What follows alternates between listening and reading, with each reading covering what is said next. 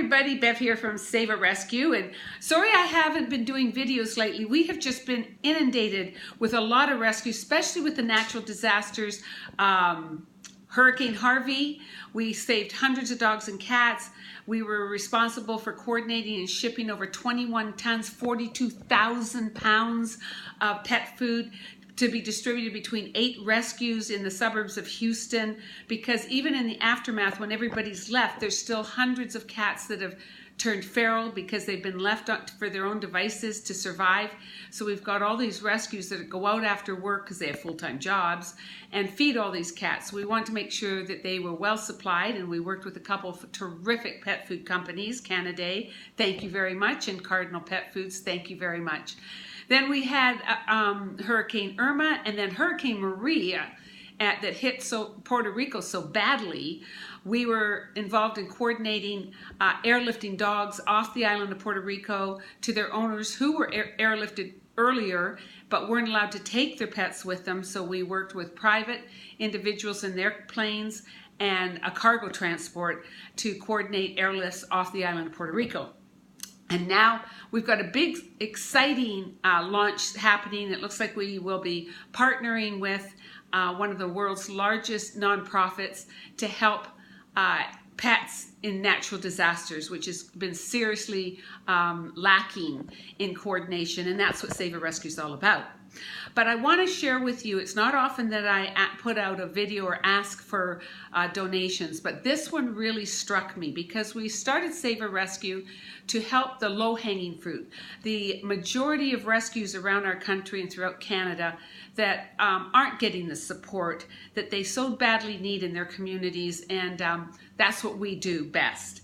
So we get calls every day, but I got this one yesterday that really struck a chord. This gal was driving down the dirt road in the back rural areas of Louisiana. She and her husband had just recently moved there, and she saw some stuff junk out front on the curb of a trailer home, and she did a U-turn and went back. And when she got out of the car, she heard the screams of a dog and a bunch of puppies, and she went around the corner of the cabin and discovered this guy beating the heck out of the mama dog, and the puppies were screaming.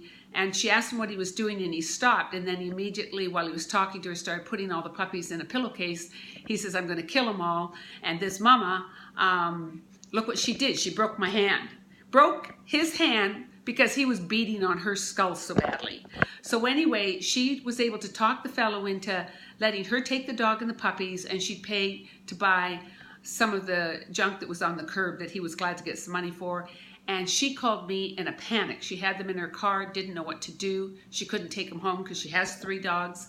But we were able to arrange, she didn't have any money, to get her to Walmart and get some food for not only the mama dog, but the puppies, and some aspirin, baby aspirins for the mama, and so on. But it is really a situation that really brought to light the rural areas of rescues. And because of this situation, what we do immediately, knowing the zip code, we start to reach out to anybody in the pet industry to get help in that area. And we were so fortunate to come across several rescues, very rural, out there in Leesville, Louisiana, a very small community, very rural. And these ladies in these 2 or 3 different rescues need so much help. I mean, they are out trying to find food to feed their foster dogs and kittens.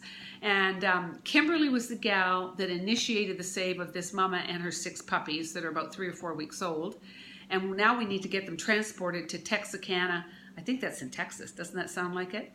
And so we're in desperate need to get a little bit of money, even $5, $10 from you in a donation, so that we can get the mama dog to the vet. She's got tapeworm, a bad tapeworm. Her skin is a mess. She's got scars on her back legs because she was chained to a tree with chains by her back legs. So her back legs are all scarred up. She finally had a good sleep last night. She ate 3 times during the night. She was starving, and these puppies are so in need of help. So we think we've got a transport to get them to Texarkana to a pit bull rescue that will take them all, because these puppies are still in need of staying with their mama until they get to be 7 or 8 weeks old. If you can help us, we would be so grateful. Please, just $5, $10, whatever you can afford.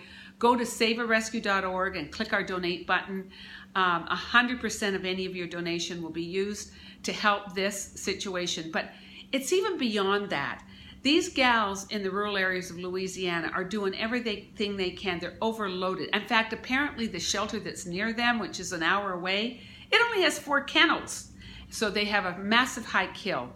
And they just need food, you know, and that's what we do, is get food to them so that they can at least feed these dogs and cats that they are trying to save and get homed.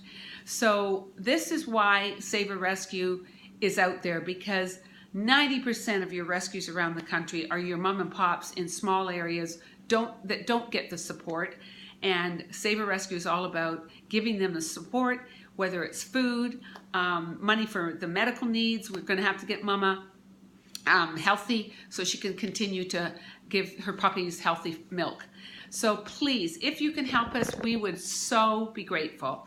And stay tuned, because we got some great news that we can't wait to share, but we don't want to be premature. We want to make sure that the partnership is solidified, and we're going to be able to do so much more in natural disasters, because that's what we are great at, is coming in these natural disasters and coordinating the saves of all the pets, the dogs and cats that are in so need of help during a natural disaster. Just one of the great things we do. And I'm going to share a new video with you shortly on another project we're launching that's also very, very exciting, especially since the passing of Bill 485 here in California, because we're going to end the sales of puppies in retail pet stores throughout the state of California, breeder programs, and it's causing another problem. So we're here to solve that one as well. So stay tuned with us, and we will get back to you with lots of news. And please, thank you for any small donation you can make to help this mama and her 6 puppies. Look on our Facebook. She's there with her puppies, and so grateful to be alive 24 hours later. Talk to you soon. Bye-bye.